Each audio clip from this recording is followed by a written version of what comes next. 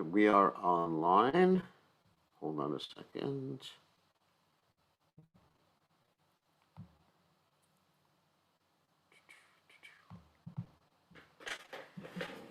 All right, ready to roll.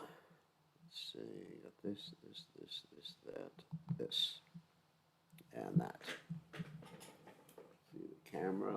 All right, gotta set the camera up. Okay, camera, cooperate. That's it. Thank you, camera. So,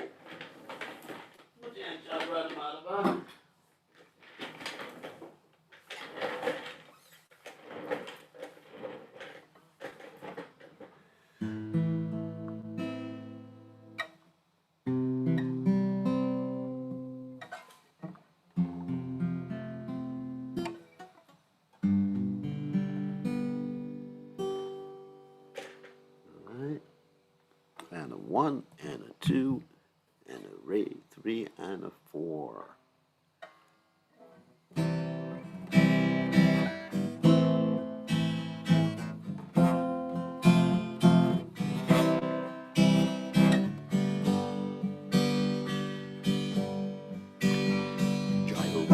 Radha Madhava Jaya Kunja Vihare Jaya Radha Madhava Jaya Kunja Vihare Gopijana Balama Jaya Girivara Aki Jaya Girivara Bichana Balapa Jaya Girivara Jaya Girivara Yasoda Nandana Jaya Prajajana Nandana Yasoda Nandana Jaya Prajajana Nandana Yamuna Tira Manachari Nayo Kunjabi Hari Nayo Kunjabi Yamuna Tira Manachari Nayo Kunjabi Hari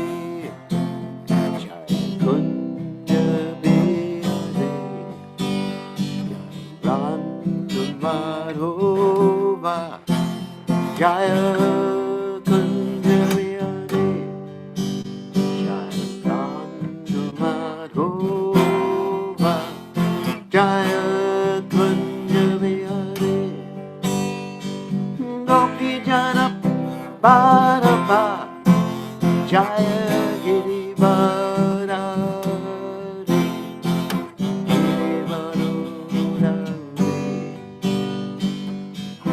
Jana Palava Girivarura Girivarura Yasoda Nandana Jaya Prajajana Nandana Yasoda Nandana Jaya Prajajana Nandana Yamuna Tira Padachari Nayo Kunja Vihare Kunja Vihare Yamuna Tira Padachari Nayo Kunja Vihare Jaya Kunja Vihare Randamada Jaya Kunja Vihare Jaya Randamada Kunja Vihare Jai Om Vishnupad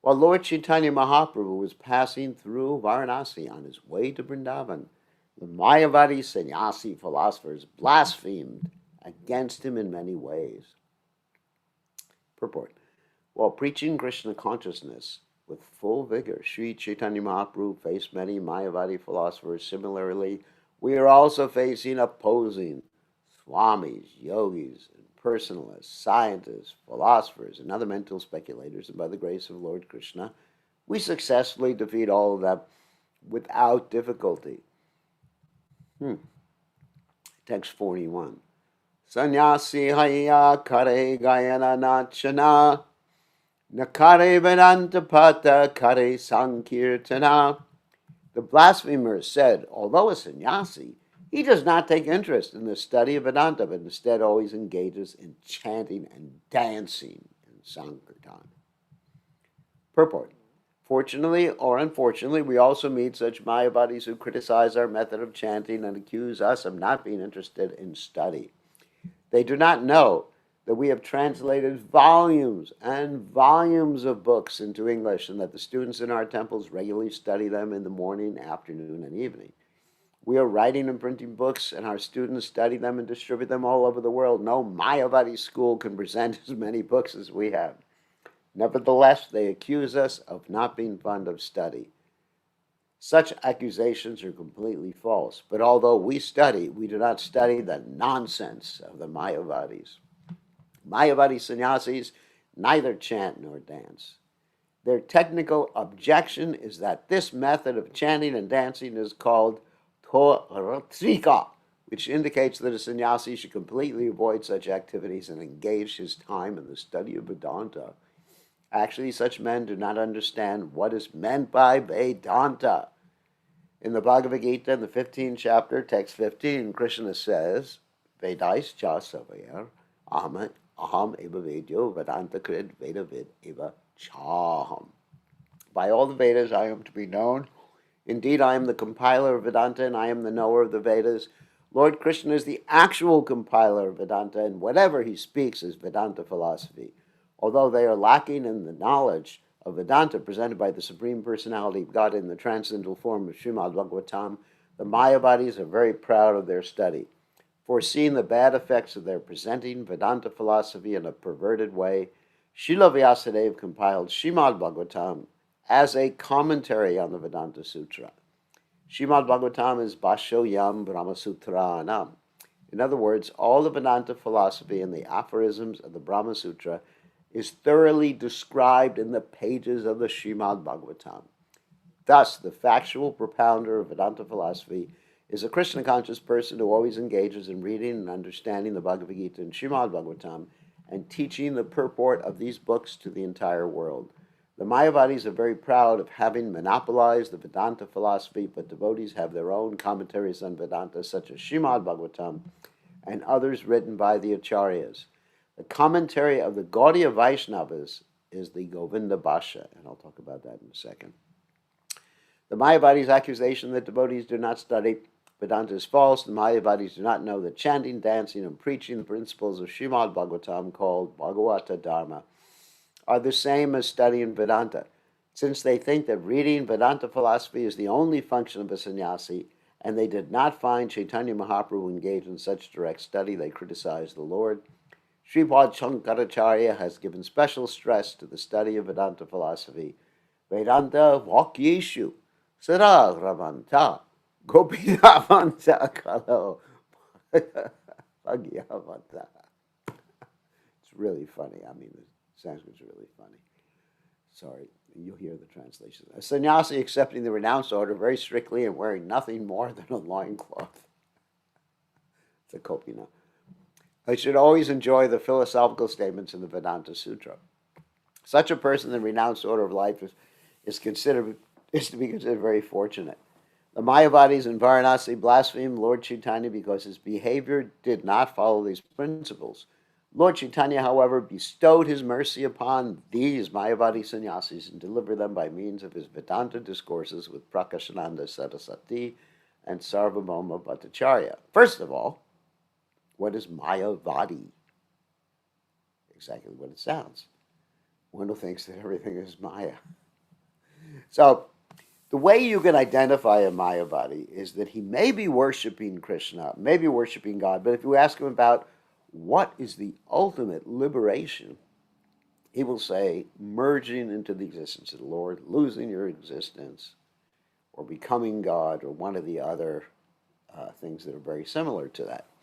So that's what Maya, and this material world and everything is Maya. All variety is Maya.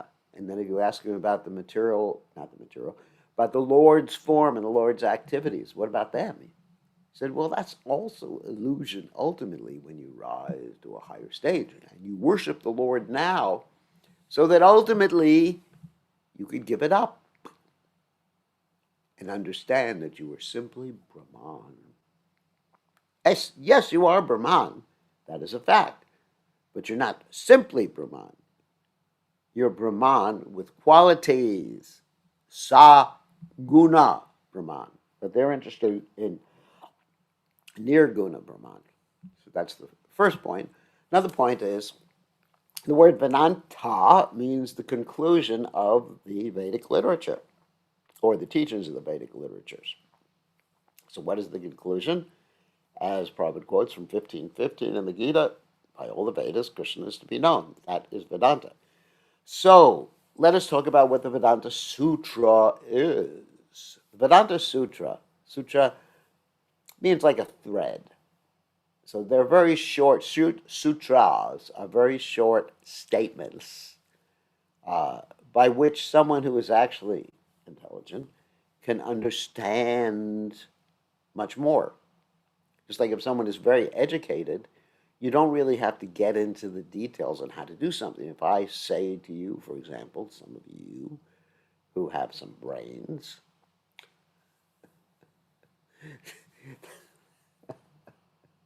I'll have to give an example that I talked about today. I said, turn on your computer, then you'll figure out how to do it, hopefully, because you have some experience.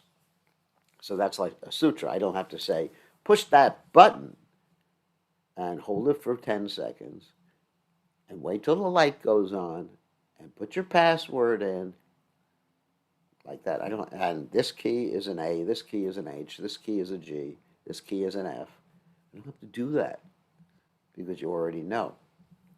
So sometimes when we're dealing with people who are challenged in that way, we have to give them things that are very simple. Very, very simple. For example, in driving a car, most people, at least nowadays, don't know how to use a stick shift. So you just say, put it to the D and go forward.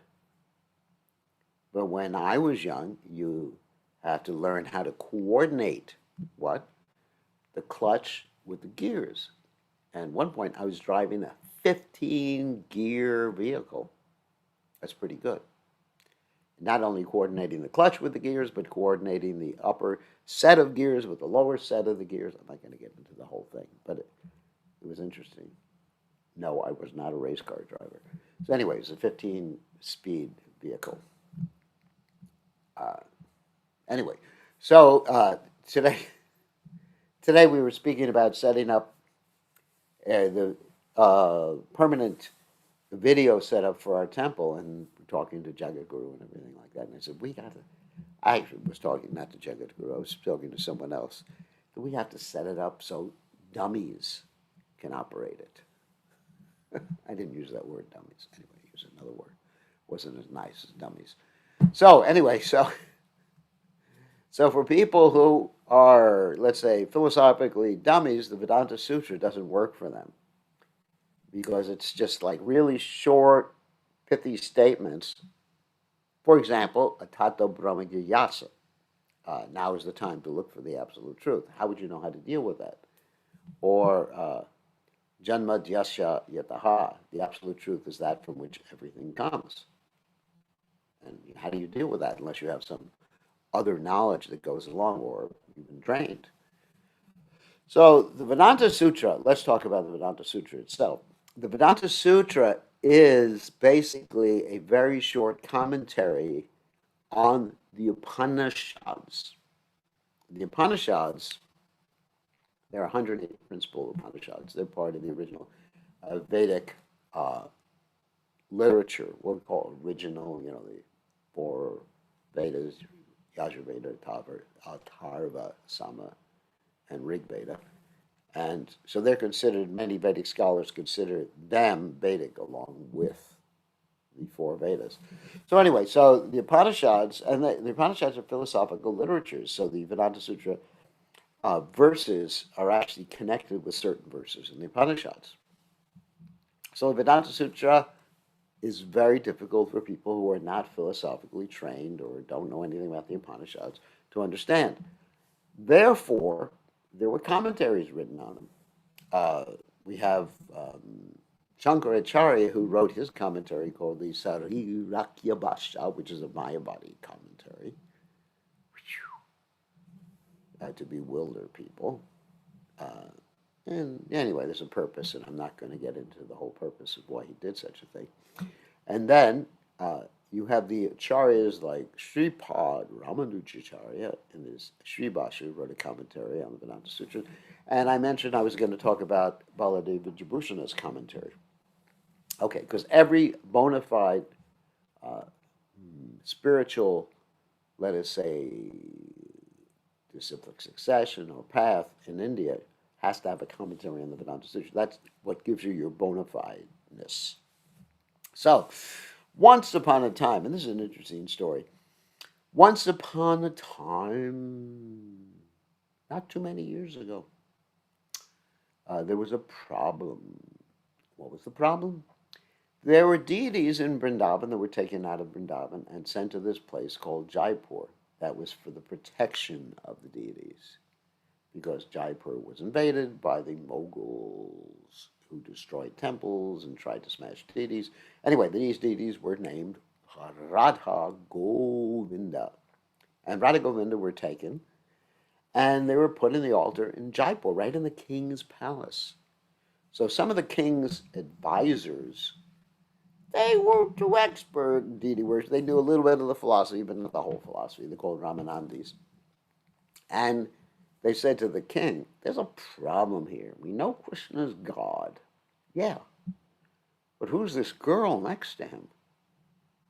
We never heard of Radha before. Not appropriate to have God with his girlfriends. Okay. So what they did is they took God's girlfriend, Krishna's girlfriend, sorry, and put her in a different temple. And Krishna was there alone on the altar. And when the devotees in Vrindavan heard about this, and the other Gaudiya Vaishnavas who were there in Jaipur heard about this, they sent a message to this great soul named Vishwanath Chakravarti Thakur. And they said, we have a problem. We have a problem. You have to solve it. You have to convince these people it's wrong. And Vishwanath Chakravarti Thakur is quite old at that particular point.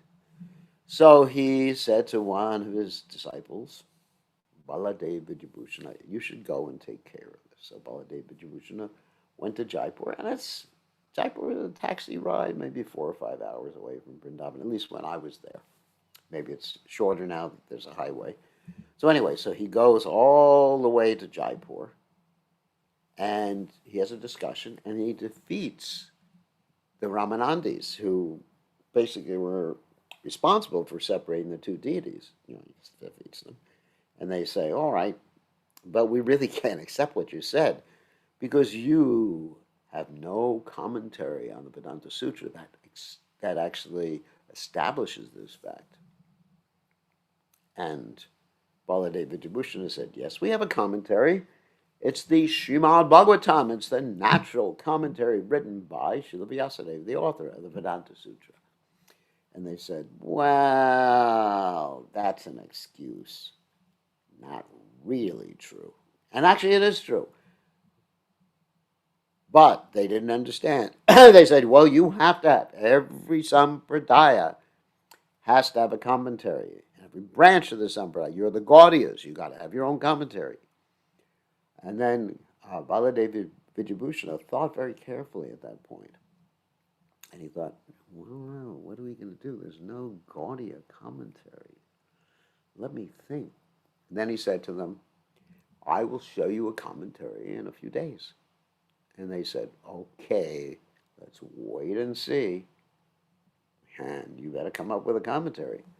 So he went, that's Baladeva Devushi, went before the deity of Govinda.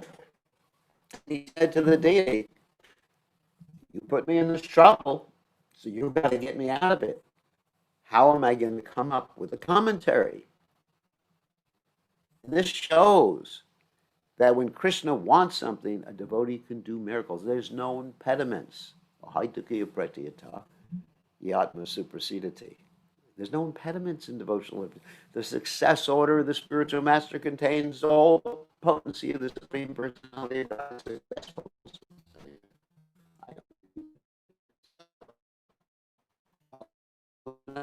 Down deity started. It's hard, not really described. And the deity dictated this whole commentary, which is obviously called the Govinda Bhasha. Please don't send any chats unless there's a problem with the internet. Oh, there is a problem. Okay, I am breaking up. It's good for a sannyasi to break up. How about now? Is it still garbled?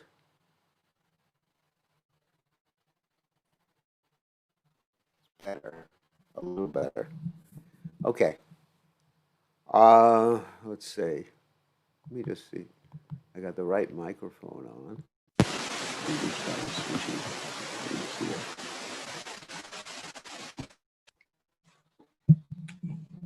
Switching around.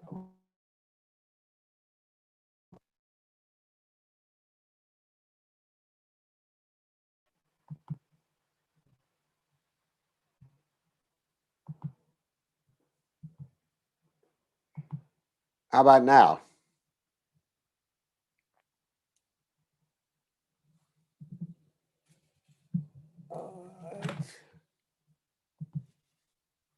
Actually, that was because of the internet, not the microphone, because I just saw a message that the internet was going down. Okay. So I am going to turn on my spare hotspot if this happens again. Let me know if it happens again. And I will go on to my alternative internet. So, okay, getting back to the point. Hope everybody heard me up till now. Hopefully I don't have to backtrack. So anyway, so the deity dictated this whole commentary on the Vedanta Sutra. And then he presented the commentary, and then all these Ramanandis surrendered to him and became his followers. This is called the Govinda Bhasha. That means the commentary written by Govinda Dev, the deity. And getting back to the story, so then they brought the deity Radharani back, and Krishna was there with his girlfriend again. That's nice, isn't it? You don't want Krishna to be lonely. So the devotees explain this whole pastime in a very esoteric way. How do they explain it? They say that once upon a time, whoops, now I gotta mute you all again.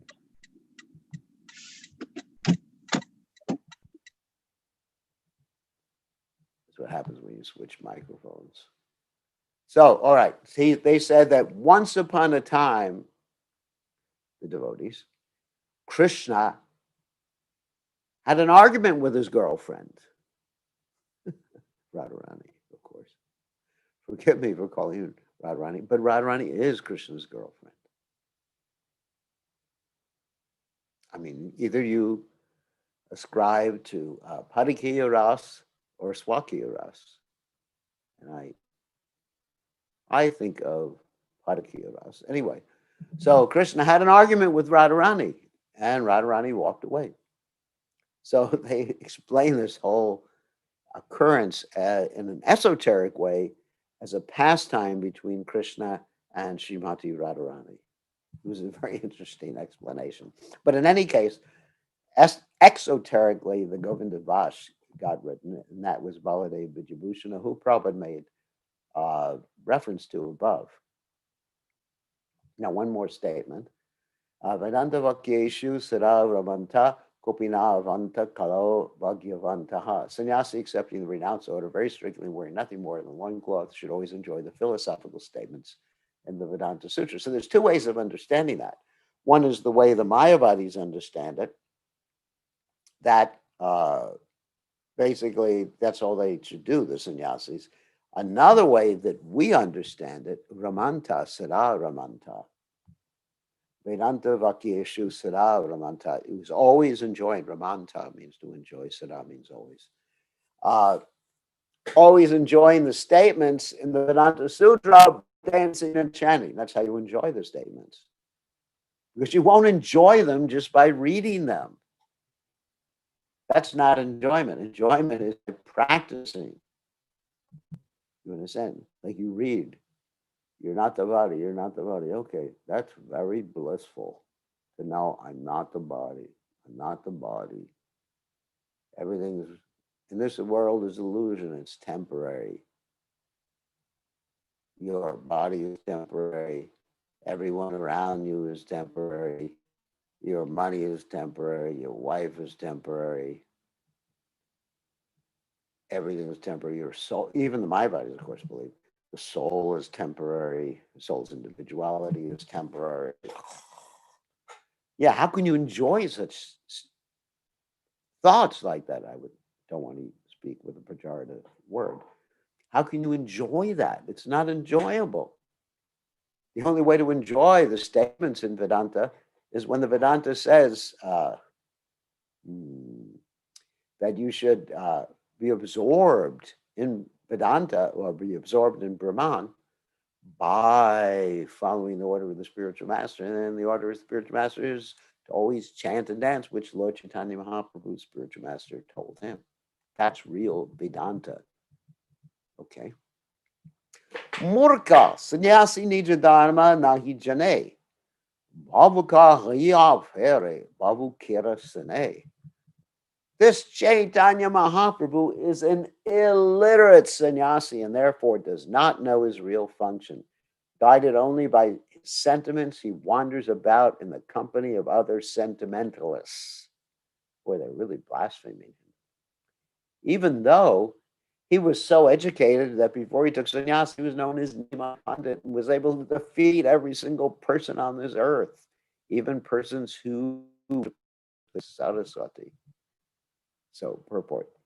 Foolish Mayavadis, not knowing that the Krishna conscious movement is based on a solid philosophical philosophy of transcendental science, superficially conclude that those who dance and chant do not have philosophical knowledge. Those who are Krishna conscious actually have full knowledge of the essence of Vedanta philosophy, for they study the real commentary on the Vedanta philosophy, Srimad Bhagavatam, and follow the actual words of the Supreme Personality of Godhead as found in Bhagavad Gita as it is.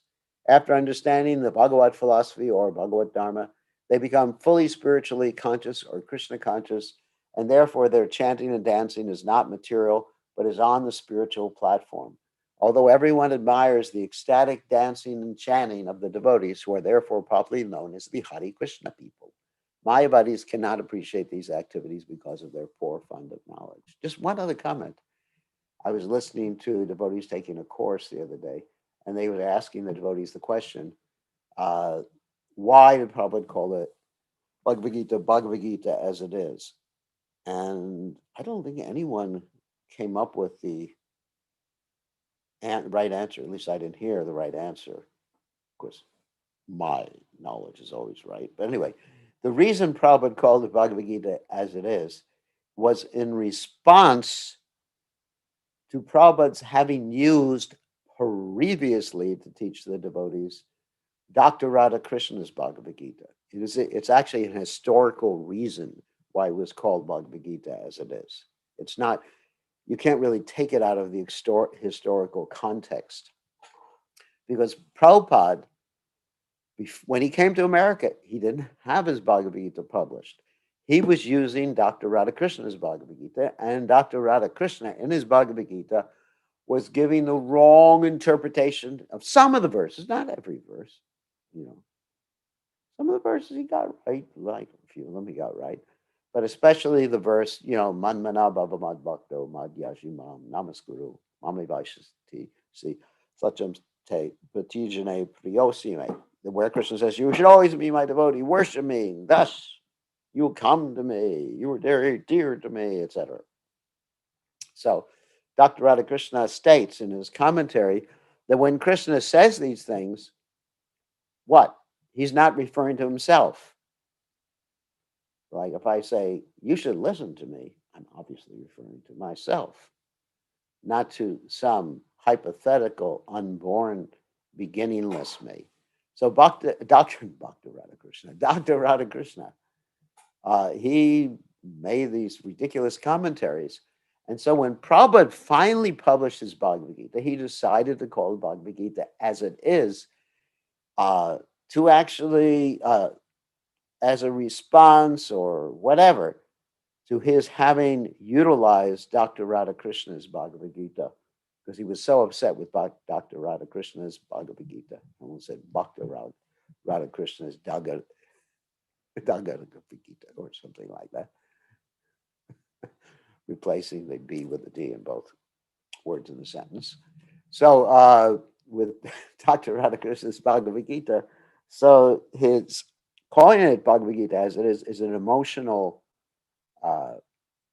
let's say, response to being angry, which is emotional, with Dr. Radhakrishna.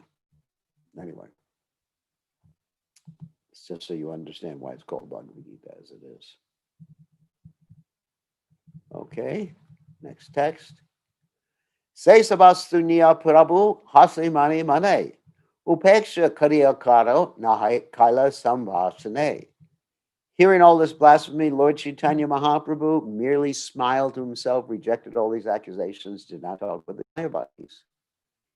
As Krishna-conscious devotees, we do not like to converse with Mayavadi philosophers simply to waste valuable time, but whenever there is an opportunity, we impress our philosophy upon them with great vigor and success. Upekshakariya Mathura Dekiya Punar Kaila Agamana. Thus, neglecting the blasphemy, there's the internet connection is unstable again. So that's really what's the cause. If you hear some problem with the audio, it's because of that. And if it gets really bad, I'll switch to my other provider. Thus, neglecting the blasphemy of the Varanasi Mayavadis, Lord Caitanya Mahaprabhu proceeded to Mathura, and after visiting Mathura, turned to meet the situation. Ta-da. Lord Caitanya Mahaprabhu did not talk with the Mayavadi philosophers when he first visited Varanasi, but he returned there from Mathura to convince them of the real purport of Vedanta.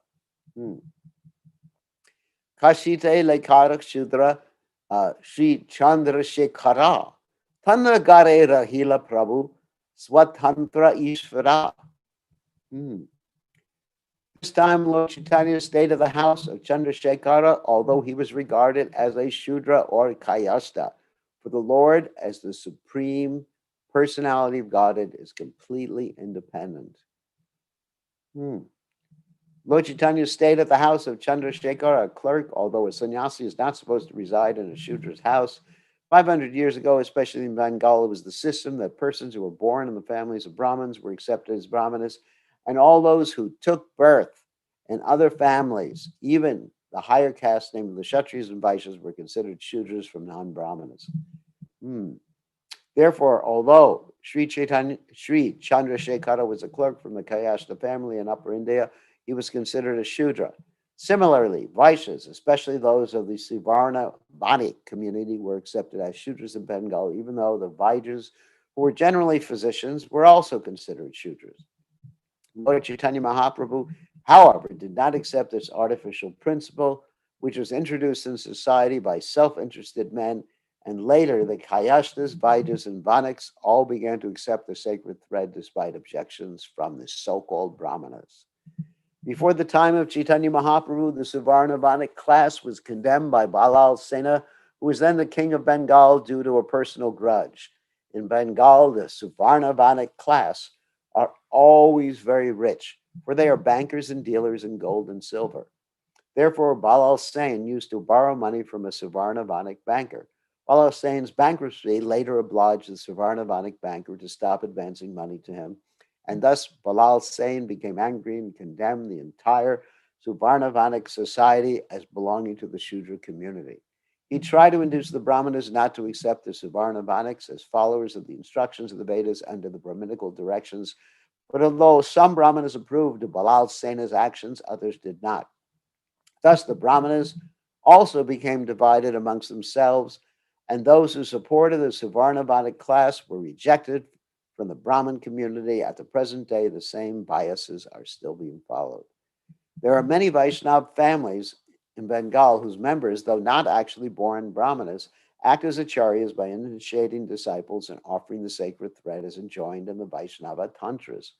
For example, in the families of Thakur Raghunandana Acharya, Thakur Krishnadasa, Navani Hoda, Rasikananda Deva, disciple of Shamananda Prabhu, the sacred thread ceremony is performed as it is for the caste Goswamis, and this system has continued for the past 300 or to 400 years. Accepting disciples born in Brahmin families, they are born accepting disciples born in Brahmin families, they are bona fide spiritual masters who have the facility to worship the Shalagram Shila, which is worship with the deity. As of this writing, Shalagram Shila worship has not yet been introduced in our Krishna conscious society, but soon it will be introduced in all our temples as an essential function of the Archana Marg, deity worship. Actually, maybe we'll let someone else read at this particular point. Hold on a second. Let's see who has their hands up. Okay, just one person, Rakesh Das. Here we go. You can unmute yourself and read if you like. Gurudev, please accept my humble obeisances. Jai Haribal. So, all right, see, why don't you read? तपन मिश्रेर घरे भिक्षा निर्वाहन सन्यासी संगे नहीं मान निमंत्रण. Okay, hold on a second. I got a page down. Okay. As a master of principle, Lord Chaitanya regularly accepted his food at the house of Tapan Mishra. He never mixed with other sannyasis, nor did he accept invitation from them. The exemplary behavior of Lord Chaitanya definitely proved that a Vaishnava sannyasi cannot accept invitation from Mayavadi sannyasi or intimately mix with them. Sanatana Gosani Asi Tanahai Milila Tanra Sikcha Lagi Prabhu Du Masarahila. Lord Chaitanya, when Sanatan When? Goswami when Sanatan Goswami came from Bengal, he met Lord Chaitanya at the house of Tapan Mishra, where Lord Chaitanya remained continuously for 2 months to teach him devotional service. Lord Chaitanya taught Sanatan Goswami in the line of disciplic succession. Sanatan Goswami was very learned scholar in Sanskrit and other languages, but until instructed by Lord Chaitanya Mahaprabhu, he did not write anything about Vaishnav behavior. His very famous book, Hari Bhakti Vilasa, which gives direction for Vaishnava candidates, was written completely in compliance with the instruction of Sri Chaitanya Mahaprabhu. In his Hari Bhakti Vilasa, Sri Sanatan Goswami gives definite instruction that by proper initiation by a bona fide spiritual master, one can immediately become a Brahmana. In this connection, he says, Yatha kanchantam yati kamashyam rasa vidhanatha तथा दीक्षा विधाने दिव्य जत्वम जायते नृणाम. As bell metal is turned to gold when mixed with mercury in an alchemical process, so one who is properly trained and initiated by a bona fide spiritual master immediately becomes a Brahmana. Sometimes those born in the Brahmana families protest this, but these have no strong argument against this principle. By the grace of Krishna and his devotees, one's life can change. This is confirmed in Srimad Bhagavatam by the words of Jahati Bandham and Sudhayanti. Jahati Bandham indicates that a living entity is conditioned by a particular type of body. The body is certainly an impediment, but one who associates with a pure devotee and follows his instruction can avoid this impediment and become a regular Brahmana by initiation under his strict guidance. Sri Jiva Goswami states how a non-Brahmana can be turned into a Brahmana by the association of a pure devotee. Prabha Viswan Namaha. Lord Vishnu is so powerful that he can do anything he likes. Therefore, it is not difficult for Vishnu to change the body of a devotee who is under the guidance of a pure devotee of the Lord. Tangre Sikhe Stave Vaishnaver Dharma Bhagavat Adi Sastren Yat Gudha Marma. On the basis of scripture like Srimad Bhagavatam, which reveals this confidential direction, Sri Chaitanya Mahaprabhu instructed Sanatan Goswami regarding all regular activities of a devotees. In Parampara system, the instruction taken from the bona fide spiritual master must also be based on revealed Vedic scripture, who is in the line of disciplic succession cannot manufacture his own way of behavior. There are many so-called followers of Vaishnava cult in the line of Chaitanya Mahaprabhu who do not scrupulously follow the conclusion of the Shastra, and therefore they are considered to be upper sampradaya, which means outside of the sampradaya. Some of these groups are known as Ola Bola, Karthabhaja, Neda, Darswen, Shani, Sahijya, Sakhi Bheki, Smrta, Jata Gosani, Ativadi, Udhadhari, Goranga Nagari. In order to follow strictly the disciplic succession of Lord Chaitanya Mahaprabhu, one should not associate with this Asampradaya community. One who is not taught by bona fide spiritual master cannot understand the Vedic literature. To emphasize this point, Lord Krishna, while instructing Arjuna, clearly said that it was because Arjuna was his devotee and confidential friend that he could understand the mystery of the Bhagavad Gita.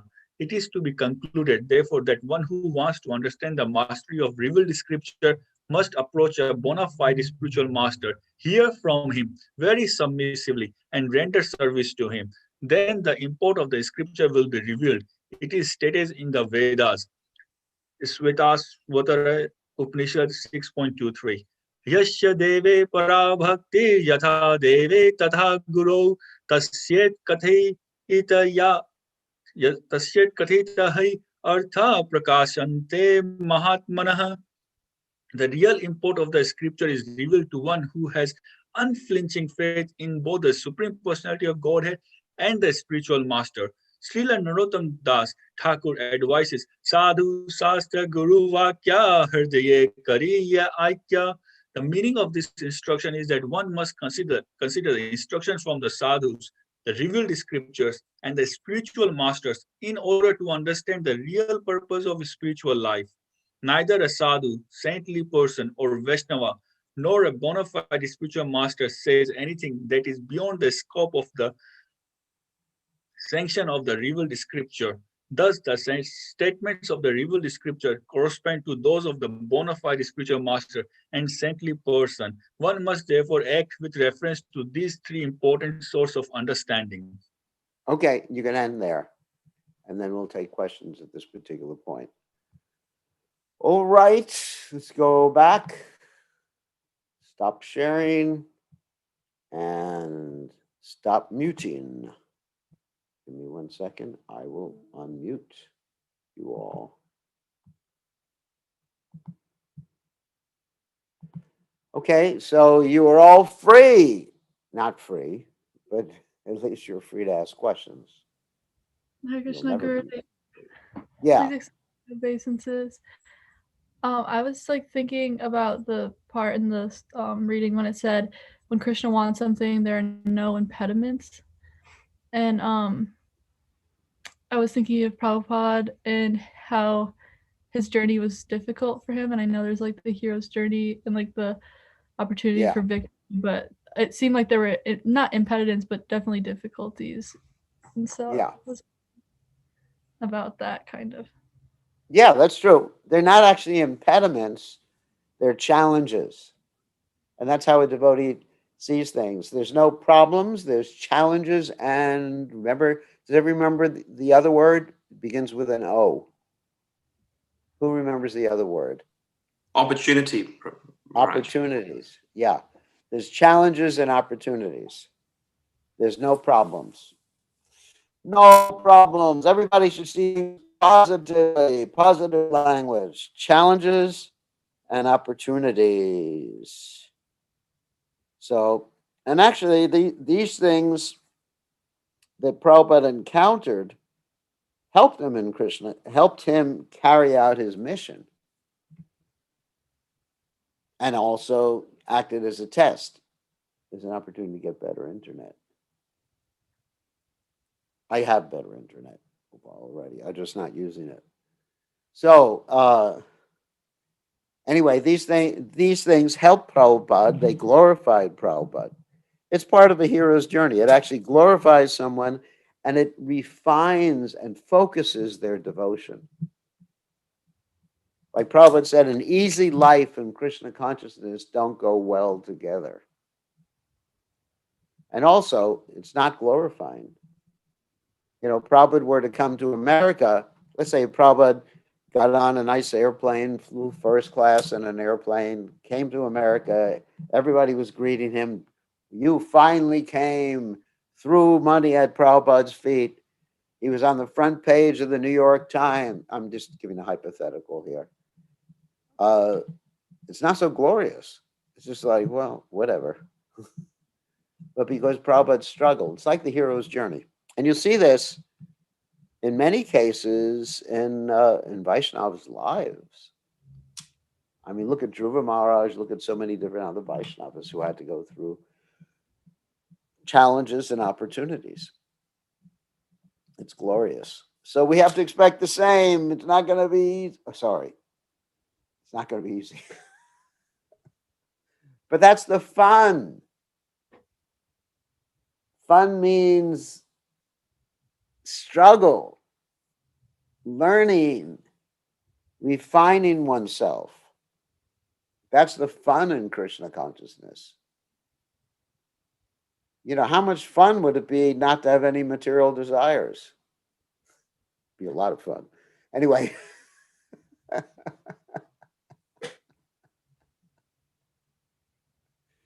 But the point is to recognize them. We confuse our material desires with spiritual desires or with spiritual emotion. It's really interesting. So many of our interactions, attractions, repulsions, whatever, we confuse with spirituality. I mean, I'll just give you a gross example of that. Don't worry, it's not a sannyas example. But let's say, I'm trying not to offend anyone like I usually do. Let's say I want to be Krishna conscious and eat a lot of glubjamins because glubjamins make me Krishna conscious. Okay, here's an example.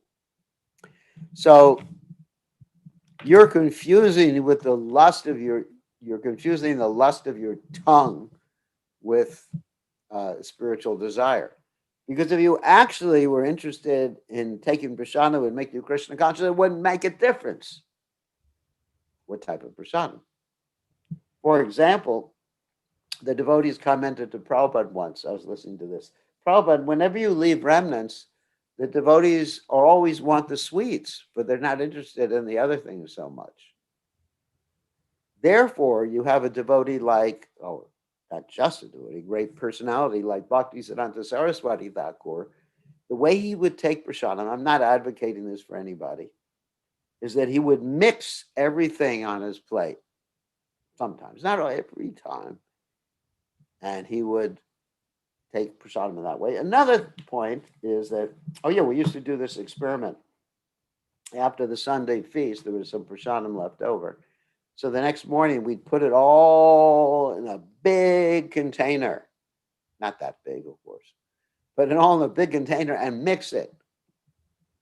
And serve it out for breakfast the next morning. Devotees didn't like it that much. But it was all prasadam. So sometimes we confuse the impulses of our tongue with spiritual impulses. Sometimes we confuse the impulses of our eyes with spiritual impulses, the impulses of other organs on the body with spiritual impulses. We think so spiritual. Our love is so spiritual, dear. Sorry about that. These sannyasi things just happen to creep out from time to time. So anyway,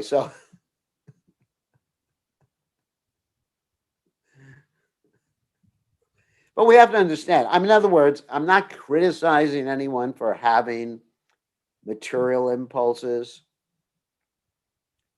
for liking red lollipops instead of every other type of lollipop. Remember when I was a kid, you got these lollies. And you always liked the red ones because I always loved the red taste. And the other ones, the yellow ones, I couldn't stand. And the green ones especially.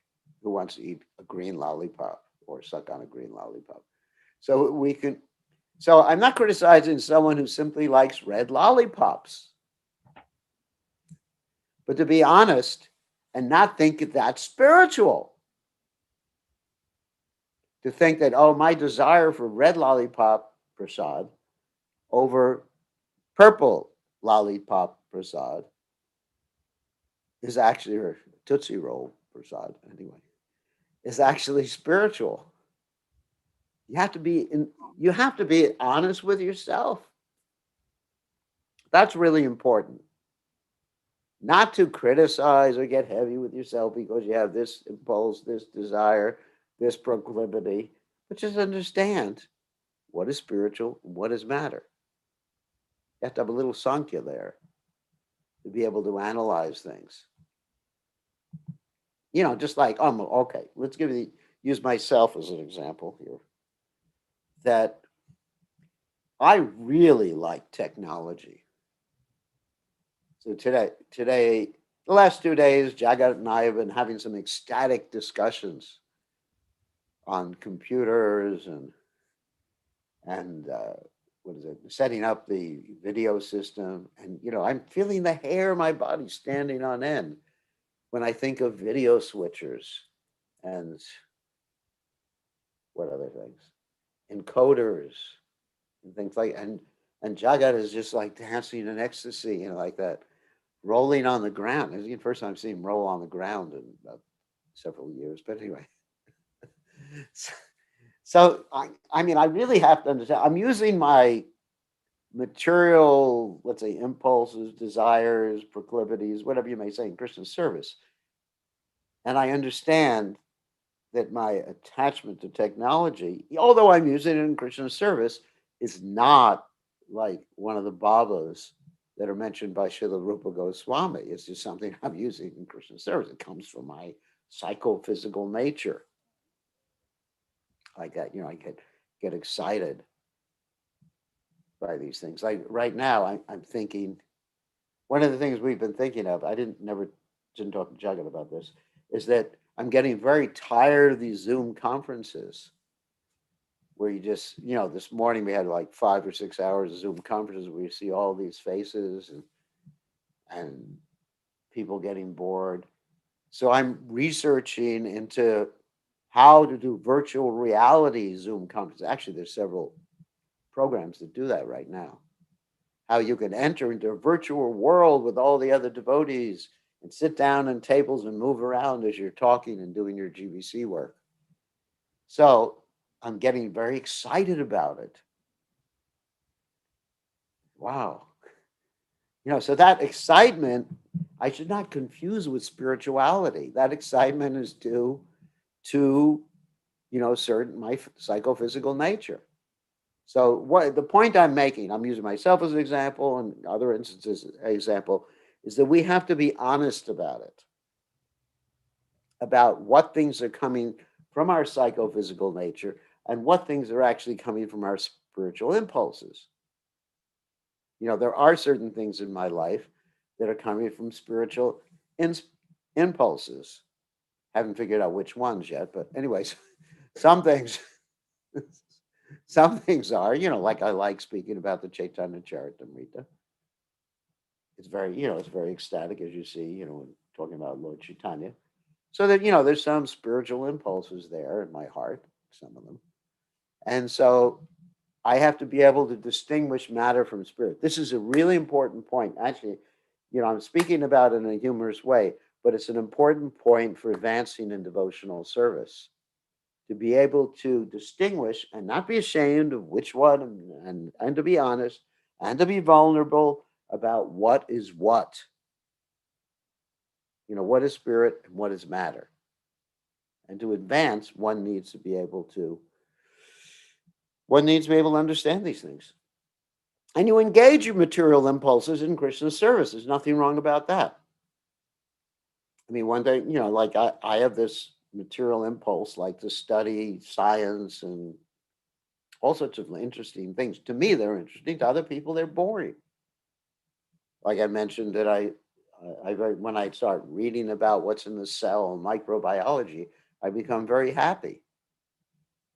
Why do I become happy? Well, partially because it helps me prove the point that life comes from life. But another thing is, it's just my material propensity. I'm engaging in Krishna's service. And so one has to recognize. And, we get so proud that we think that our material impulses are spiritual. This is an important lesson for everybody. Material impulses are not spiritual. They can be used, and they should be used in Krishna's service. And then you will actually be able to distinguish matter from spirit. And, like the sahajas, they're not able to distinguish the material impulses from the spiritual impulses. They're actually looking at Radha and Krishna's loving exchanges, and they're experiencing what we call vicarious enjoyment. What do I mean by vicarious enjoyment? Vicarious enjoyment is that we enjoy materially by watching someone else and projecting our consciousness or projecting our concept upon what the other person is doing. That's why when people go to the grocery store, if they still go to the grocery store, there are movie magazines with love stories in them. Because people read about these love stories in the movie magazines, and they enjoy through these other people. So a sahaja, they will talk about Radha Krishna's past, enjoy materially through hearing about Radha and Krishna. This is an important point. I mean, actually, it may be above everybody's head, but it's, I think it's the point should be made. They'll enjoy because they will actually enjoy materially hearing about Radha and Krishna, because they're projecting their mentality upon that particular description, like we do. I mean, for example, someone who's interested in outer space may hear about the not scientists or astronauts or astronauts going into a space capsule and just riding up, and then nowadays they have the cameras in there, and you're enjoying that because you're getting the feeling that you're there. So that's called vicarious enjoyment. So anyway, I think I belabored the point and discouraged half of the devotees. Yeah. Well, then how do we, like, as devotees, like when we really like get attraction for like hearing and chanting and like we're trying, like the whole point is to try to remember, and like is how do we distinguish between vicariously Well, we doing have to be intelligent enough and introspective enough. That means honesty, being intellectually honest. It takes time. There's no single method. It takes time and introspection to be able to understand. And it's not wrong to have material impulses. I'm not trying to give people the message it's wrong. It's not wrong. It's something that we just need to be aware of. That's all. Just be enough introspective. Say that, my desire when I look at technology, I'm using it in Christian service. My desire, it's, I enjoy manipulating matter. Just be honest about it. Just like, the other day, I took a canoe out. I went in a canoe, and even though there were alligators there, I still was bold enough to go paddling amongst the alligators. And I should, if I start to think, wow, then, it can remind me of Krishna and the Yamuna too, I'm paddling Krishna in the Manasi Ganga or something like that. But anyway, it's just like I'm enjoying. So you have to be able to distinguish spiritual enjoyment, spiritual attraction, repulsion from material drive. That's all. I'm not saying stop anything you're doing. Just be honest and open with yourself. Spirit is spirit. Spirit is pleasing Krishna, pleasing the spiritual master. That's spirit. Love for Krishna, love for the spiritual master. And matter engaged in Krishna's service becomes spiritualized. So if I have some material propensity and I utilize it for Krishna, then it becomes spiritualized. And that's part of Krishna consciousness. It's called dovetailing. And I think most of us are dovetailing our propensity. And there's nothing wrong with that. That's great. That's great that you're dovetailing your propensities in Krishna's service. I have no problem with that. But I just have the intellectual honesty to understand it. That's all. Simple thing. No guilt. I'm not trying to get you all guilty. Oh my God, this is all my material impulses. Oh, I should never look at a computer again the rest of my life. Oh my God, I'm in complete mind. No guilt. Just use it in Krishna's service. Whatever you're good at. If you're a businessman, then go in the stock market and make money for Krishna and enjoy it. That's fine. Just be honest about it. That my impulse is to invest in the stock market. Of course, hopefully you're not gambling. My impulse is to invest in the stock market, with knowledge, not with gambling propensity. That's coming from my psychophysical nature. And I'm very happy I'm engaged in Christian service and Krishna's pleased with it. Hare Krishna. Okay. Now that I've discouraged everybody in Krishna consciousness by this brief explanation, or if one is a musician, it's the same thing. Like I see Ishwar Caitanya is very happy playing his bass guitar. Boom, boom, boom, boom. So that's fine.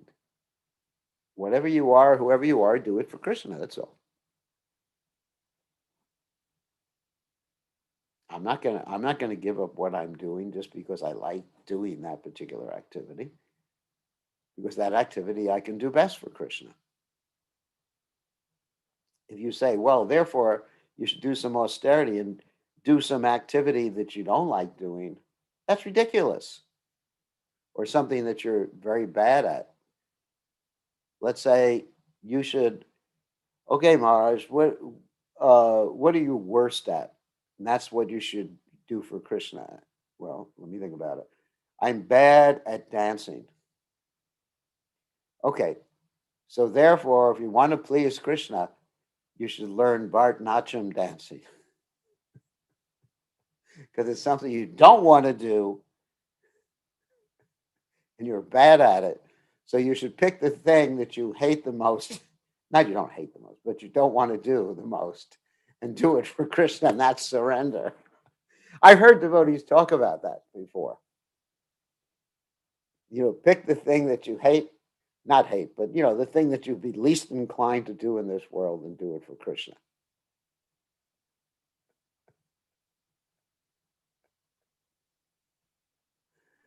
Okay, here's a question. Actually, someone guessed that I was going to say dancing for me. I mean, I dance for Krishna, but I mean, professional dancing?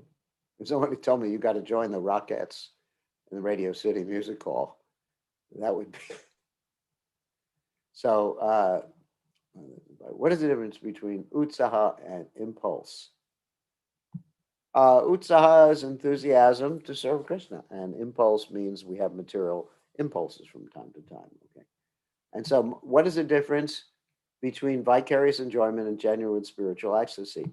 Vicarious enjoyment is when we're enjoying materially through what someone else does, whether it's Krishna or someone else in this material world, and we have the, like for example, if I see someone. Let's say if you like a particular type of food, let's say if you like pizza, for example, and you see someone eating pizza, and then seeing someone eating pizza, you actually experience the same sensations in your own, with your own tongue and belly and whatever else like that. And you're enjoying seeing someone eating pizza.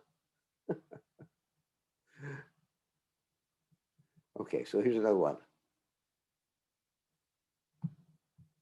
Oh, here's a funny one. The question is, how about when the body gets older and propensity is the one doesn't want to do anything? So you're used doing nothing in Krishna's service.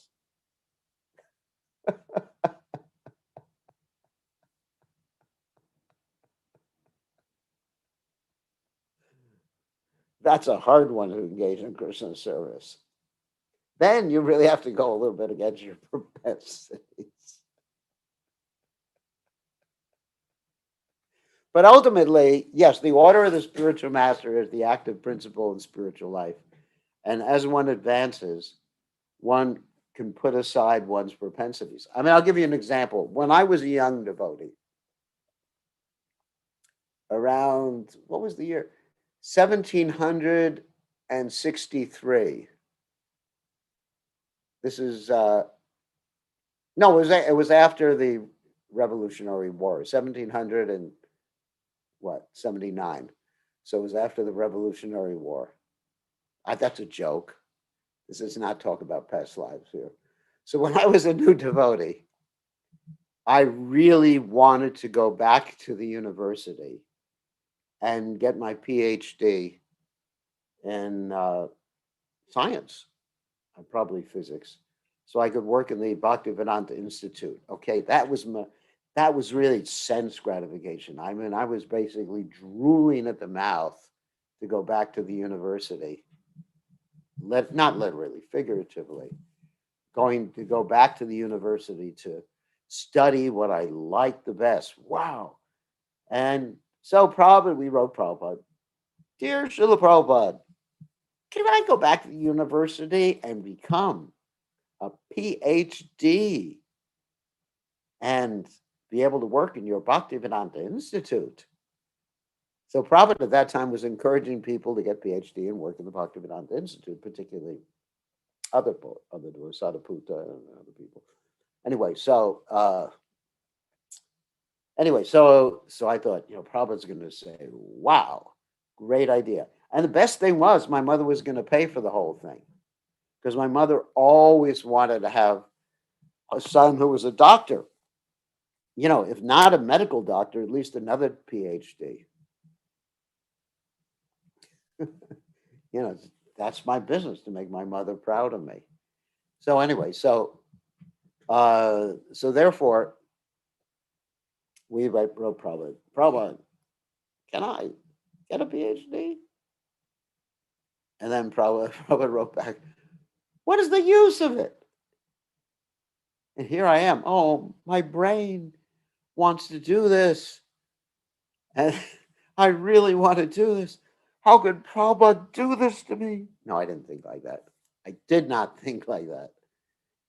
The dream of my lifetime to get a PhD in the university and study all that cool stuff in the university. For me, it was cool. I really liked it. I had like a 3.75 average or something like that. And it was like opening up a candy store for a kid. And Prabhupada said, what is the use? Let him just engage in serving in the temple. And there, all the air was let out of my balloon. And again, Punar Mushika Baba, again become a simple brahmachari mouse. And then I did it. I passed the test. And guess what? I'm here today. So let's say if I just harassed Prabhupada and said, Prabhupada this, Prabhupada that. And Prabhupada finally agreed, all right, this guy's going to do it anyway. So, all right, go to the university. So where would I be today if I had pushed Prabhupada to go along with my ideas? Well, probably be, anyway, I'd be a devotee, but I certainly wouldn't be a sannyasi. I certainly wouldn't be happy. I'd be involved in babies, bills, and business, the 3 Bs.